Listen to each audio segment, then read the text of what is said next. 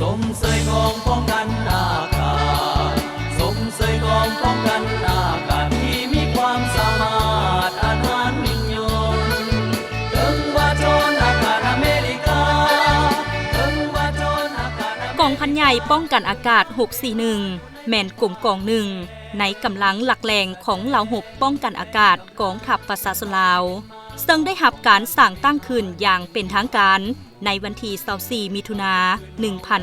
1983ตามความเรียกร้องต้องการหน้าที่การเมืองในระยะใหม่มีหน้าที่พละบทบาทในการป้องกันน่านฟ้าของประเทศชาติตลอดระยะ43ปีแห่งการสร้างตั้งกองพันใหญ่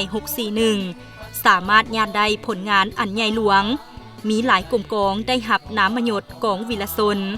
พนักงานนักหบย้ำใดก่อเสริมขยายหมุนเสื้อและปฏิบัติคำขวัญที่ว่าตาทิพย์วองไว้ใจกล้าหาทำอิฐสมเสยวันสร้างตั้งกองพันใหญ่641 24มิถุนายน1983หา24มิถุนายน2026ครบรอบ43ปีอย่างสุดใจป้องกันอากาศ